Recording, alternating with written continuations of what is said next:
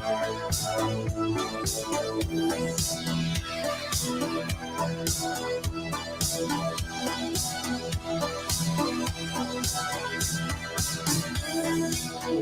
going on, everybody? It's Thursday night. It's almost time for the weekend. This is Fandom Empire. This is a unscheduled show. I think we've waited long enough to address whatever the fuck that was we saw Wednesday night. And guess what? There's actually some Halloween stuff to talk about that doesn't involve, the peacocks and all that shit. So joining me on this endeavor, he is the man behind the Dark Match Drive, which, by the way, you can... we'll figure out what day it's going to air. I think we said we'll put out videos on Fridays, but it's Jer. What's going on, man?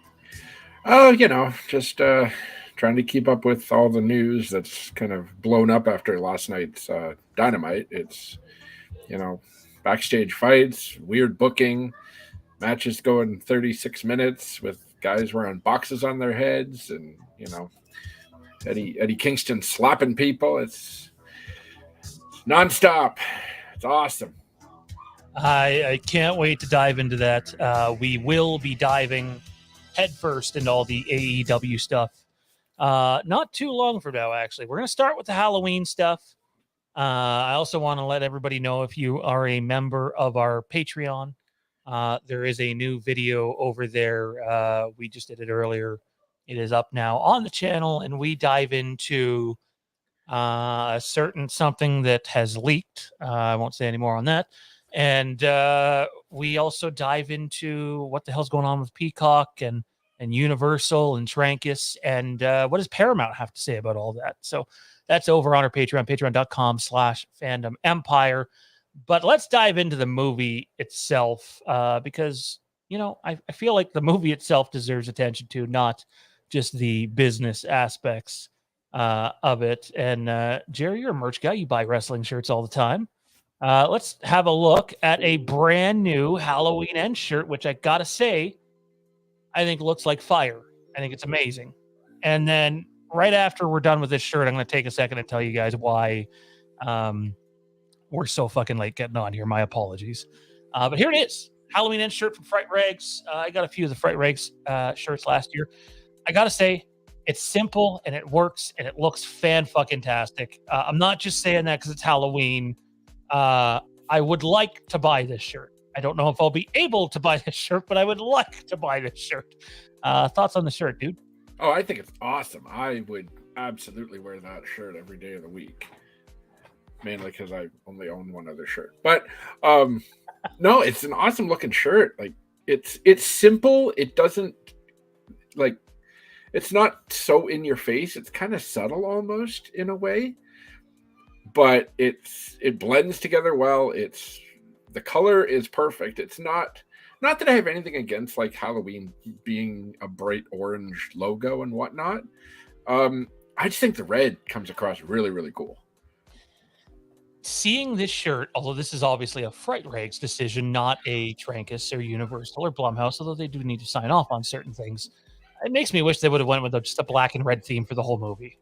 Obviously, the marketing of the movie has not been that.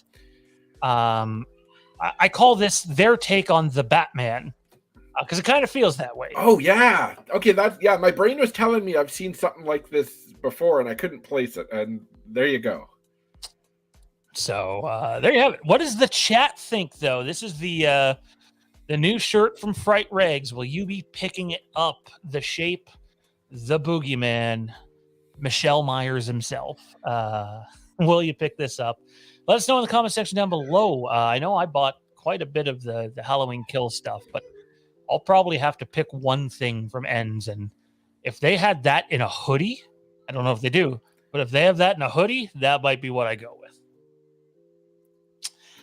The other thing here, and I will say spoiler alert ahead of time, because we can only really address this if we get into spoilers, is we tweeted out a photo yesterday that dropped. I don't know who dropped it. I can't remember. It might even be on the photo. But brand new photo of the shape in Halloween Ends. And I got to tell you, man, I dig this photo. The wallpaper's cool. I also think this is, I don't know for sure, but this might be the Myers house. Or at least it's very similar to the Myers house, which I would find odd because I don't have any word of the Myers house being in this movie in any significant way whatsoever. So that one would have slipped under the radar. But here's where we're going to get into the spoiler alert. And I'm going to let Jared do it for you because I think he knows who this is. Jared, why don't you tell people who this actually is? Again, spoiler alert. Plug your ears. 5, 4, 3, 2, 1. That's not Michael Myers. Not judging by the way that looks, the body shape, it feels like it's Corey Cunningham, I believe his name is. Yep. Yeah. So spot on. What he's hanging out at the Myers house, hopefully, if that, and it's funny because the house wasn't mentioned in anything we've heard or seen or anything, but I wonder what that ties in with. And it's weird that they would use this picture as, and you gotta kind of have a good eye for it because you could look at that and say, oh, that's Michael, and just, move on. Not from what we know. The interesting thing here is, if I'm gonna go like deep fanboy here, I'm gonna go Jer wrestling fanboy here, who knows who's wrestling 2 cities over in some gym with 20 people. CM Punk in 2002. Jared's right. Physically, he's too small and too skinny to be James Jude Courtney's version of Michael Myers. 100%. He's spot on. But the other things you can look at are this. The coveralls are not the coveralls from Halloween Kills. The Halloween Kills coveralls, which Michael Myers is still in this movie, are disgusting and moldy and burnt to shit. And those ones are clean and a little dirty. The other thing is the head shape. Now, I remember people pointing this out in Halloween 2018. This is a deep dive. But James Jude Courtney's head in that mask resembles it's more like Dick Warlock from Halloween 2 than it is Nick Castle from Halloween 1. And this picture here looks more like Nick Castle from Halloween 1 simply because I forget the fella's name who's playing Corey, who is your main character in this movie, by the way, despite what the marketing is telling you. It's the head shape. The head shape looks more like Michael Myers from 1978. I'll be honest, man. I know people are going to hate this. This looks and feels more like Michael Myers from 1978, even though it's not Michael Myers. Then James Jude Courtney looks like Michael Myers while he's in the getup. And James Jude Courtney's fantastic. He's my favorite Michael, but this is the closest to Nick Castle, and it's not even Michael Myers. Any thoughts on that whatsoever? That's sort of a weird thing.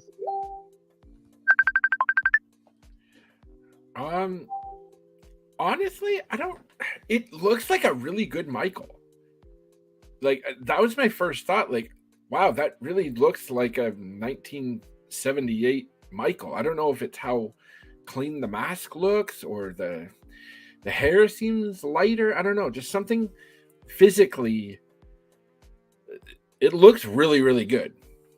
And I mean, obviously physically it's not Michael, but I don't know, honestly. I don't know. It's a good look. It's a good photo. Yeah. It's a good photo to pick. I'm sure the photo in the book probably says that this is Michael Myers. Can you imagine? I have no doubt. No doubt that they're saying this is Michael Myers. Yeah. Even though their own marketing has shown you differently, aka the both hands in actual video footage. And I'm standing by the CM Punk thing, which we'll talk about later, the selling the wrong foot. I don't believe it was the plant because none of the announcers said it was the plant. So CM Punk pulled a Halloween last night, in my opinion. maybe it was intentional. I don't know. But this is not Michael Myers. You can still appreciate the imagery, though. You can still appreciate the lighting in it and that it looks fan-fucking-tastic. I just think some people might be upset that it's not Michael Myers because of how good it looks. So cheer on Corey dressed as the Shape. There's nothing wrong with that. I mean, I'm here for it, especially if they go further with this story that, they're working on in Halloween Ends. And hey, I'm totally cool with that guy killing people for the next, decade. Sorry. Anyways, Caitlin says my favorite Michael is George. R.I.P. the late George Michael. Yeah, but George R.R. Michael is doing well.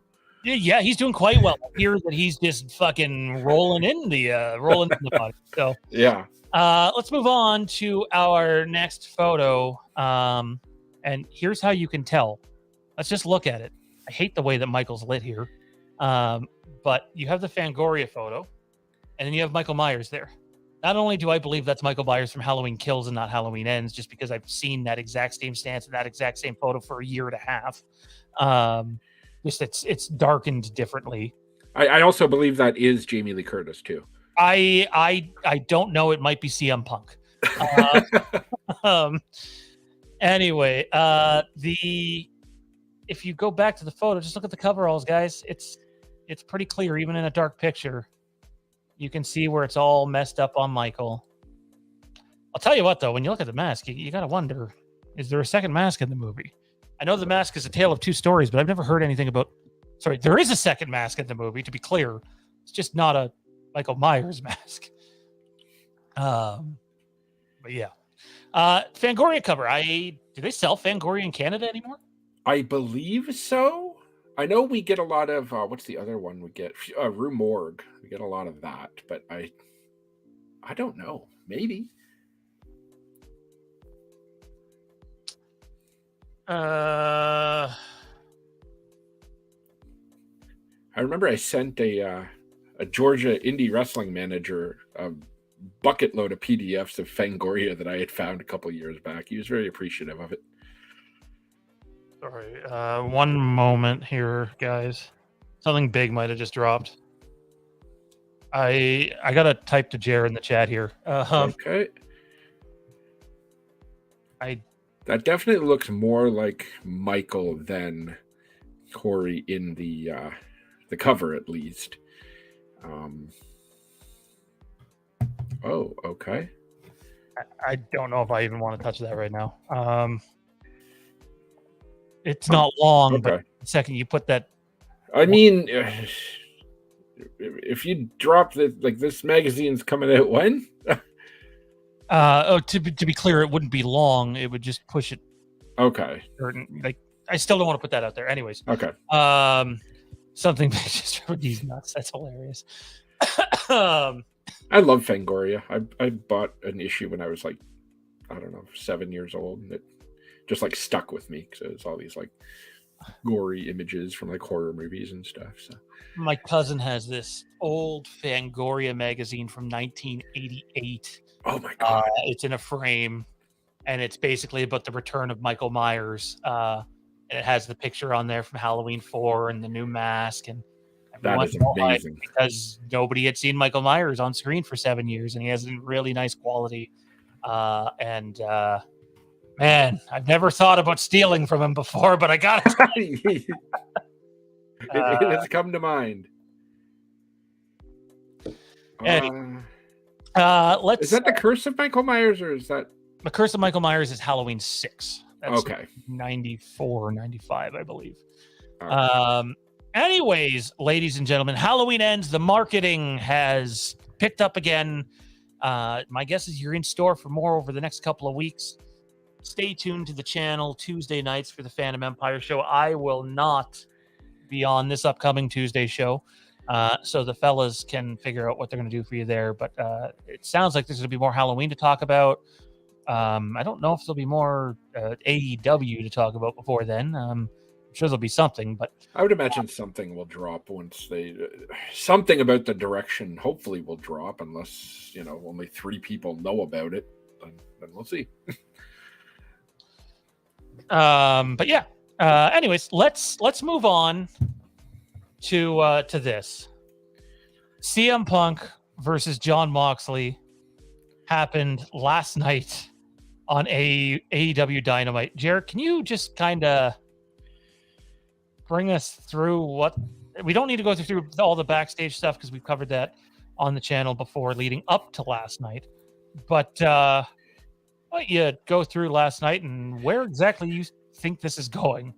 Well, I mean, in the time we've been on the air, about 18 minutes, you could have watched CM Punk versus Jon Moxley about 6 times now, which nobody saw coming. Moxley beat Punk in 3-4 minutes, hit him with 2 DDTs and pinned him clean as a sheet. Now, what led up to that is the interesting part, because Punk looked fine at the start of the match. They brawled a little bit in each corner. JR got real excited over that collar and elbow tie up. He cut off Excalibur like nobody's business. It was great. And then so Punk hits a high kick on Moxley and goes down immediately because, if you recall, Punk injured his foot and needed surgery. That's why we have this whole interim title situation that we solved last night. So Punk goes down and is selling his left foot, which is not the foot he connected on the kick with. Now, ideally, Punk planted the foot and it couldn't handle his body weight. He goes down. He's hurt. They've got the doctor by ringside. They've got, other staff there looking at Punk, referees, asking Punk, like, do you want to continue? Is this? And Moxley basically said, nah, screw that. Come here. I'm going to keep kicking your ass. And then Mox beats him clean. Punk did not get any more offense, I don't believe, in the entire match. The foot went out and Punk was done. And Moxley beat him. The crowd was in shock. I was in shock. I mean, not so much by the result. I mean, I was pretty open-ended on, okay, they both are obviously legitimate world champions, and somebody's coming out of this, and I didn't really care who. But the interesting part is, okay, they went, 3.5 minutes. Punk injured his foot again, judging by the story of the match. Moxley is your official undisputed AEW World Champion. And now we have nothing as of right now, as of Thursday afternoon, for the All Out pay-per-view main event. Now, the only thing leading into that is after the match, Moxley is going up the stairs, celebrating with the fans. And the camera goes back to Punk, who's being helped out by one of his best friends, Ace Steel. And they specifically showed Punk looking around at the crowd. And I think they did that for a reason, because Punk, they wouldn't do it for no reason. We're out of time. Yeah, right. Yeah, we went over. I think they wanted to zoom in on Punk because they're going to use that specific frame to tell whatever story they're going to tell. Now, we don't know the next part of this story exactly. Now, Dave Meltzer of the Wrestling Observer reported on his radio show last night that the plan is still officially Moxley versus Punk for the title at All Out on September 4th. Which begs the question, okay, do you want to just do a 3-minute exhibition almost? I mean, there wasn't much of a match at all. And then you get the real match at the pay-per-view? Okay, that begs the question, why hold off? Or why not hold off for an extra 2 weeks and just do the match at the pay-per-view? Did they want to try and tell a different story where Punk isn't 100% and he doesn't know if he can beat Moxley for the title? And then he challenges the rightful champion Moxley at the pay-per-view, and Punk knowingly is going in hurt. I mean, we thought Punk was 100% last night. That wasn't the story they told. So now we have an injured Punk. We have a Moxley who feels his time is now, and so it's awkward that they didn't even plant any seeds. When I heard that, Moxley is going to cut a promo after, I don't know, the women's match or something, it felt like, okay, now they're going to, do the pay-per-view build or idea or something. I mean, they booked 7 matches for the damn pay-per-view last night. Why not give Moxley something, right? And nothing. Moxley just cut the promo, said, I'm the champ, this is my time, and that was it. Okay. So, I mean, if the plan is for Moxley and Punk the pay-per-view, great. I like that they're extending the story. I wish we had a clearer idea of where the story's going. I know. At least in my head canon, I feel like I figured this out. Okay. So when I'm flat out wrong, everybody can call me a big idiot on DMD in a couple of weeks here. Punk comes back, saves Moxley in the Blackpool Combat Club. Why would Punk hop around on his foot? There's no reason to hop around his foot. Yeah, you can show the crowd you're better, unless you're going to bring it up again. Punk always does shit like this. He's good storyteller. So is Moxley. And Moxley's promo last night, I'm a Punk guy. I'm Team Punk, but I like Moxley, and that promo was fucking fire. Best in the world, my ass. He was having none of it. And it's like, I know there's people wondering, did Punk really get hurt? I don't think he goes on that promo and does that if Punk was actually hurt, to look back at all that. At first I was thinking, because I think you had thrown out there the idea that maybe Punk goes away for a bit, comes back in a few months, couple months, or maybe it's even longer term. But I even though I literally just said Meltzer is not right very much anymore, it seems like that. It seems like he's 50-50 from what I don't look at everything, but the stuff I do. I think he's right. I do. I think it's Punk versus Moxley, because I know people on this channel get annoyed when I talk the business side of movies too much. And I do not know anywhere remotely close to the business side of wrestling like this guy does. But just as a business, I sit here and go, how can you not do Punk versus Moxley if you weren't going to announce anything else last night? Nothing else that you announce next week is going to sell pay-per-views. You literally, I don't care what anybody says, you just cost yourself thousands of pay-per-views if you do that. It's Punk versus Moxley. That doesn't mean Moxley's not going to fucking rip him apart again. I have no idea. But I think it's Punk versus Moxley. And I think MJF is involved. I'm absolutely convinced that it's CM Punk and MJF at the end of All Out. And that's what better way to, still don't think Chicago will boo him. I think it'll be another Bret Hart thing. I know our buddy Kieran disagrees with me, but I thought last night was vaguely similar to when he at least dropped the title in the first title defense relatively quickly because he got screwed. And while we might not think Punk got screwed, I guarantee you Punk's gonna be like, the doctor was literally coming over. He was right there.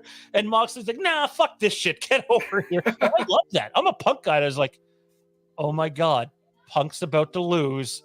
And I'm actually kind of enjoying this. So yeah, when he hit that second DDT, I'm like, that's Punk's it. not kicking out. Even Punk's like, he was limp. That was it. Yeah, he's not going to bury Moxley's finisher and kick out after 2 of them. That's going to put anybody down. So maybe my headcanon is pipe dream, and people can definitely get caught up in their own headcanon and wanting to make an idea reality. So maybe that doesn't happen. I could also see where they do have someone else fight Moxley, and at the end of the night, Punk and MJF, or Punk and whoever, come out and beat the living snot out of Moxley and the Blackpool Combat Club. Yeah. Let me give you the internet breaking scenario, which won't happen.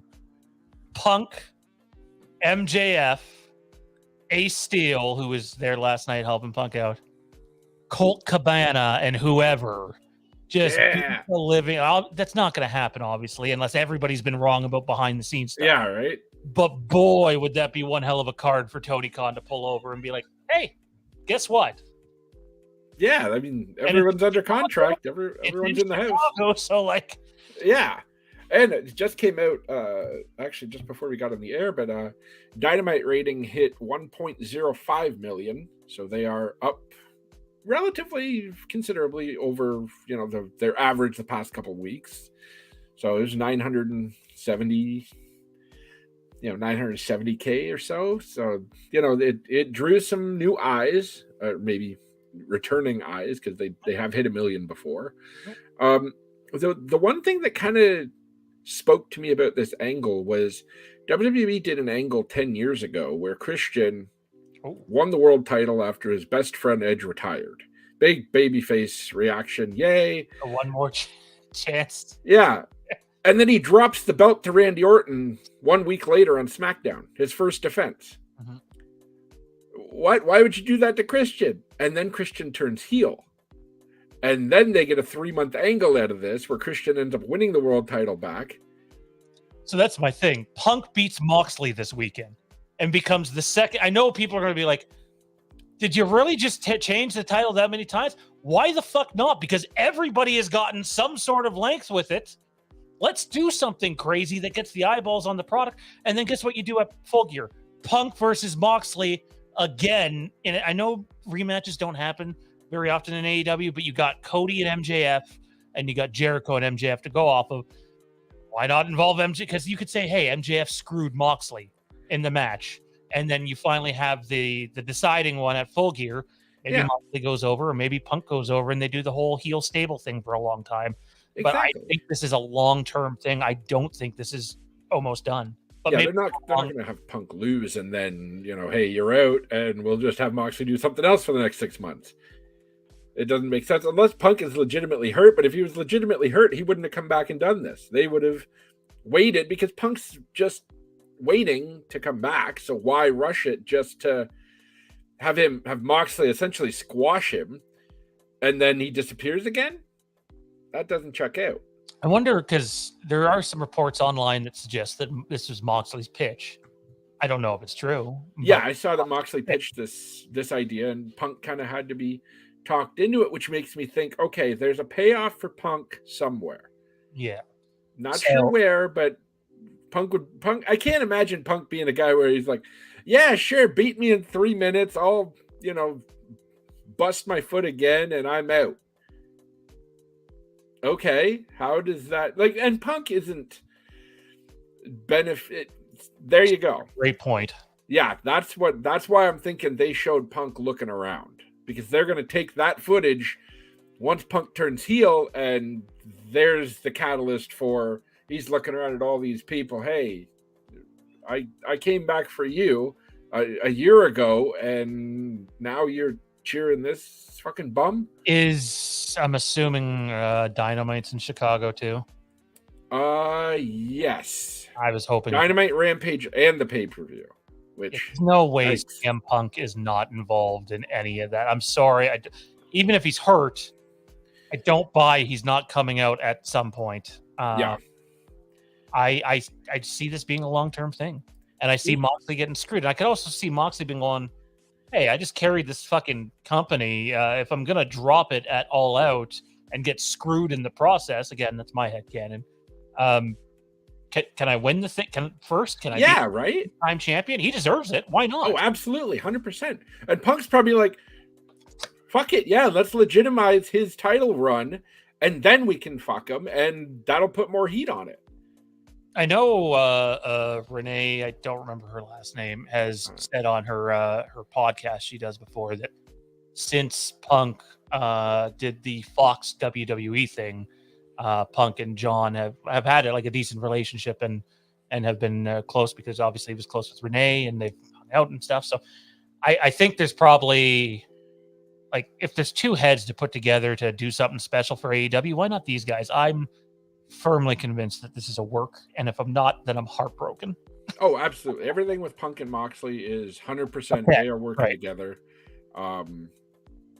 And see, Punk has loved Moxley for almost a decade now. The Shield debuted in 2012, I believe it was, and they saved Punk in a world title match. That was their debut, and Punk said, "I want Moxley in this group." You can have your Roman Reigns, and Seth was obviously, well liked enough to be in there because he's a good guy, but Punk specifically wanted Moxley in the Shield, and that was 10 years ago. So, and they never really had an opportunity to do anything. They really interacted right like weeks before Punk left, and that was it. So I think they're both really wanting to sink their teeth into this, and this just, it extends the story. And Punk's probably a guy who's like, you know what? I've seen UFC champions get the shit knocked out of them in 3 minutes. And not every title match has to be this 30-minute classic. And I mean, maybe for a pay-per-view, sure, because you want to get your money's worth, but for TV, why not? I'd like to think you're in business for yourself a little bit too, the company too, but you got to be in business for yourself in all aspects of life somewhere. 100%. Wrestlers, absolutely. Hang on. What do I get out of this? What have you done for me lately? Next Gen Studios says he's fuming right now. I'm sorry, guys. I'm about to freak out. I might have to come. Whatever's going on, dude. We understand. Feel free to drop us a DM if you just need to chat with someone. But just stay safe, and I hope you figure out whatever's going on, man. I just totally forgot my fucking point. It was Punk and Moxley related for sure. I really liked the way the other night went down. The interesting thing is Moxley and AEW put out this promo where Moxley's talking over it and the events that happened, but there's no new Punk talking over it. It's just Punk stuff pulled from. So Punk didn't work behind the scenes on it. And in the promo towards the end, word for word, Moxley tells you what's going to happen in the match, including it almost looked like Moxley was going to fucking bite into his ankle there and rip it off when he was doing it. And then he literally crushed him. That's exactly what happened. Exactly how he said it was going to. And it's like, you don't do all of that and not pay it off. But more importantly, if Punk goes and does an interview with Sports Illustrated and blatantly fucking lies to them about everything, and then he is walking out of AEW, I think that's going to make Sports Illustrated think twice before taking quotes from CM Punk and whether they can trust him or not. That shit, whether it's wrestling or professional sports or the movie industry, happens all the time. So, well, that's why a guy like Kingston, like Kingston did press last week, I believe it was, and he was like, "No, I fucking hate Chris Jericho. I hated working with him for 7 months. He's a piece of shit." And that's still within kayfabe, because obviously Eddie and Jericho had a pretty good story up until the barbed wire match was kind of whatever, but no, they had a great story together, and Kingston is not going to be like, "Yeah, I loved working with Jericho. He was a great guy. I learned so much." That's not Eddie Kingston. Not to mention, not that I want to like rank it, and again, I'm not trying to give Eddie Kingston hate. I think Eddie Kingston's entertaining as fuck. I don't see him as a world champion. That's just me. 100,000 people can tell me I'm wrong. I'm sure they will. I don't see how you can punish Punk for the Adam Page thing if Kingston's still hanging around in the locker room after physically hitting someone. Yeah. Those things don't add up. They don't correlate regardless of what industry you're in. At least 2022. Yeah, it felt weird. Okay, so for context, a couple of weeks back after the Blood and Guts, I think like the week after Blood and Guts, Sammy made a comment to Kingston, essentially calling him a fat fuck. And Kingston is not, a bodybuilder type. He's not going to have abs or the biggest muscles or any of that. And it works within the context of who Eddie Kingston is. He's never had to look that way, But Kingston took offense to it because Sammy kind of has his ways. And Kingston said, "What did you say?" And Sammy just kind of smirked at him. And so Kingston smacked him in the face, or like pie-faced him and pushed him away. And they got physical. And So there was a suspension. I believe both of them were suspended, but Sammy was suspended less because of he didn't physically. Do we know how long it is? Apparently, they're both over by now. So it wasn't very long at all. Yeah, like a couple Wasn't weeks. Sammy on TV like 3 weeks ago? So yeah, and Kingston has been back at TV at least last night, I believe. So maybe that was. I mean, not that I necessarily buy it, but maybe if Punk was getting any punishment, that he had to drop the title before winning it back. I don't know if that's punishment, but yeah, I think it tells an interesting story, because why in the world would you ever think CM Punk now is going to go beat John Moxley on, I don't know if it's Saturday or Sunday next week, but Sunday? I think they switched to Sundays for a while. But because WWE's doing Clash at the Castle Saturday night. Oh, wow. That's a jam-packed weekend. Yeah, and they're running literally right before AEW too, with the NXT versus NXT UK show at like 4:00. So and then you Dynamite and Rampage, and wow. Yeah, it's a weekend. So I think it's going to be interesting to see how it plays out. I know I'm hopeful that it's work because I really don't want to see Punk off the screen again for several more months. But the other thing is, can someone point me to the company's top heel right now? Because maybe it's Jericho, but like after that, who is it right now? I got nothing. And everybody else is busy for the pay-per-view too, outside of say Darby Allin, and my guess is he's going to be in that ladder match. So yeah, they haven't really done much for the ladder match, but yeah, as far as a top heel outside of Jericho, they need it. They really don't have. I mean, Omega didn't come back as a heel. Their face. Huh. Britt and Jericho are their two biggest heels. I like Britt personally, but yeah. You know who doesn't like Britt? Thunder Rosa. So is that an injury, or is she actually in some? It's both. Apparently, she is injured. The details of Thunder Rosa's injury have not been released as of yet, but the original plan was she was dropping that title to she was going to drop the title to Toni Storm at the pay-per-view, and Thunder Rosa obviously didn't want to drop the belt, so hey, I'm hurt, so I can't get to the pay-per-view. Oh, she didn't drop the belt. Shawn Michaels it. 100%. She lost her smile and did her promo and went the fuck home. Fuck her then. Sorry, that's how I'm a Bret Hart guy, and that shit fucking pisses me off. So, and just like I won't lie. Coincidentally, was 4 days after Bret lost the title to Sid on his one-day reign. Yeah. I don't want to lose to Bret to give him his win back. Fuck that. I'm out of here. Eesh. So that's why we've got the four-way at the pay-per-view. And is it bad that I kind of hope Jamie Hayter comes out of that champion? I'm pretty sure Toni Storm comes out the champion, but yeah, Hayter winning. Apparently, Thunder Rosa and Jamie Hayter do not like each other either, because when Thunder Rosa accidentally broke her nose, she went and hid in the bathroom because she thought Jamie Hayter was looking for her. And I guarantee you Jamie Hayter would not get that upset over a accidental broken nose. It's fucking wrestling. She worked for Stardom for a couple of years. I'm sure she was hit a lot harder than that.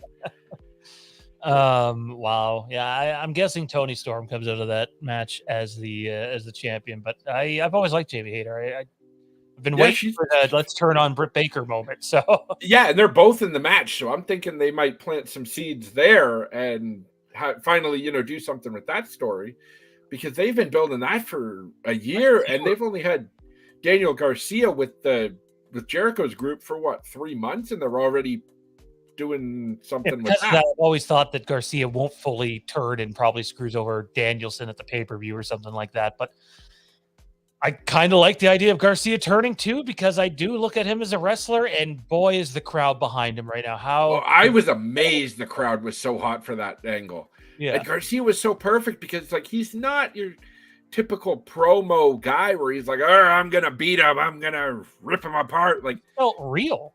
It felt raw. Exactly. He was a real human being stuck in a situation. And he reacted that way. You know, it was perfect. It came off great. I enjoyed every minute of it. I love that opening segment so much. Great stuff. If you haven't seen the opening segment to Dynamite this week, go watch it. It's like 20 minutes. Great storytelling stuff. Caitlin says, and Tay and Sammy, but that's superficial because the only heat they have is they're happy together. Very true. That kiss gets some real heat. Yeah, that's. I think they're supposed to be on Game of Thrones. Wait, they're pushing male wrestlers. I'm assuming that's supposed to be male wrestlers more than female wrestlers. I can't say I'm overly surprised. I gotta say this though. Let me bring this up. We weren't scheduled to talk about this, but the tampering thing that I made a comment about in the group. So the way I've always understood contract tampering is if I'm going to give the same example. If the Arizona Coyotes, who have long been rumored to want Austin Matthews because that's where he's from, and they'll never get him playing in front of 500 people at a school, but if they reached out to Austin Matthews and talked to him while he was under contract, because both of those organizations belong to the National Hockey League, that is tampering. I did not think, and again, I don't know how this works in pro wrestling. I'm assuming a lot of us don't, but you probably do. I was under the opinion that Triple H or whoever could reach out to whatever AEW talent they want and at least talk to them about possibilities after their contract is over, the same way AEW could do the same with WWE. And I'm quite confident they probably already have done that, considering how fast certain guys came over. But I don't know, man. Like, you mean to tell me they weren't having conversations with Adam Cole while Adam Cole was still at NXT? Come on. I think there's ways that they are allowed to do it. I don't know if they're allowed to contact the talent directly and, call them up and be like, hey, what's your deal look like? So I think that's kind of the issue. Tony Khan was super pissed about that, sending the Jaguars vice president / legal department after Stephanie McMahon and Nick Khan for, it came out that it was more than just one talent. They have contacted multiple AEW talents about, contracts and coming back and all that. And the interesting thing with that is, obviously the wrestlers are never going to unionize. Jesse Ventura tried that years and years ago, and Hogan went and tattletaled to Vince and squashed it. But wrestlers are independent contractors, so that's why they don't have their, hotels paid for, or, obviously their medicals are covered to an extent for injuries and whatnot, but, they don't have medical benefits through the wrestling company or any of that. They're independent contractors. They got to get their own, rental cars even. So technically, by definition, if they were to challenge that, I mean, is WWE in the wrong for contacting an independent contractor? No, but nobody's ever or will ever challenge that. So they are technically deemed employees, or at least viewed as and under those same restrictions. So what WWE did was wrong, probably because they went through the wrong channels and didn't contact people, or at least the way they should have done it, through intermediaries or something along those lines. But yeah, I absolutely think AEW did some kind of contact to get in touch with Adam Cole or Bryan Danielson or something along those lines. And I guess AEW just called their bluff on it. And it's because it's a new era for WWE. So who knows if they'll go harder for, an Adam Cole contract than say Vince McMahon did. I was gonna say, aren't I could have swore Tony Khan was on. I don't know if it was Busted Open. It's going back like a month or two ago. But I could have swore he said a lot of those guys are locked up long term. And during that interview, that's the only reason why I knew Punk had a multi-term deal. Is Tony Khan didn't suggest it. It was I don't know, the guy who Bubba's on with sometimes. I don't know his name. Tommy Dreamer? No. Alex Marvez, maybe? No, not him. It's an older guy. Mark Henry. No, not him either. I'm not sure who else is on the show with them. I don't know. I don't know them by name. It's not a wrestler. That I know. Oh, okay. Not a wrestler. But like they were talking about how Malachi Black's under contract like another 5 years and Adam Cole's locked up long term and like so like unless WWE is talking to them being like, hey, do what you can to get. If they're looking for loopholes, then that I can see that absolutely being an issue.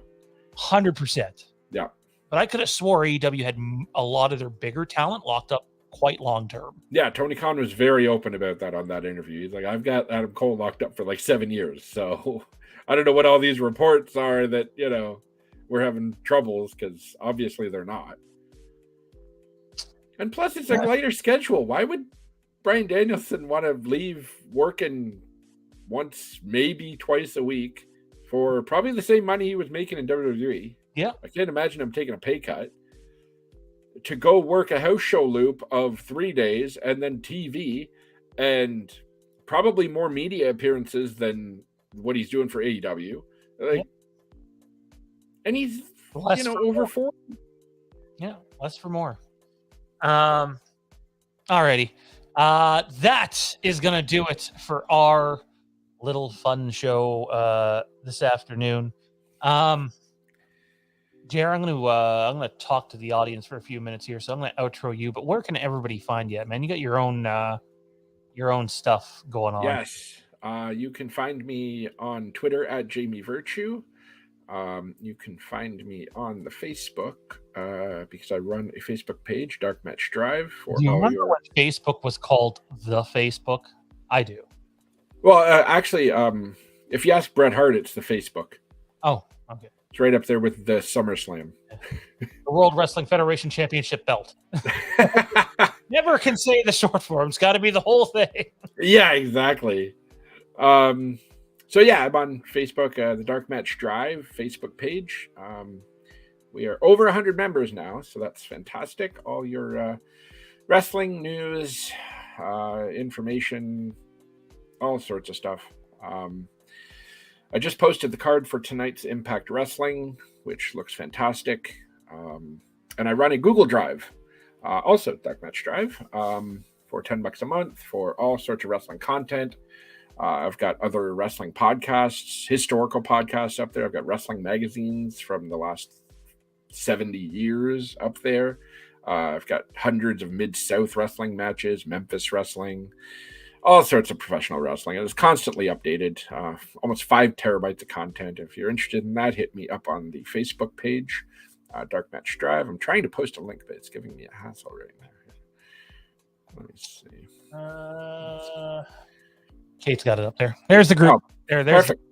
Fantastic. You're the best. I don't know if it'll let you do it on phone, but I know if you're on your computer, you can just copy and paste that into your fantastic. your address bar. So and yes, and on future DMD episodes, you'll be able to find the link to the Facebook group in the description right below. You'll be able to there. I think that's where the description is. And there's the Discord. So DMD. Be on the lookout for that. Thanks for doing this today, man. DMD. Take it easy, dude. Later.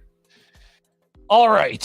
How are you? Just going to give you a little bit of a rundown on what's going to go down the next couple of weeks at the channel. Let me just throw something else up there. My fiance is about to give birth to our daughter.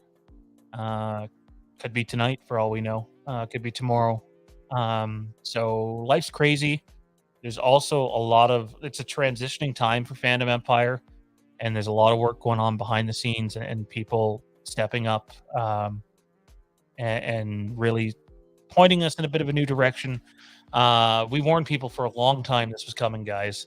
that Halloween would no longer be the primary content on the channel. And the truth is, we've already entered that phase.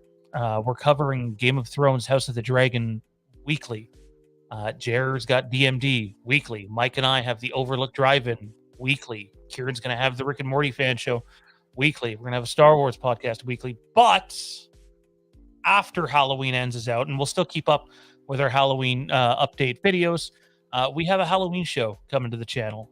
It won't be immediately after Halloween Ends is out, but there's an exclusive Halloween show once a week coming to the channel.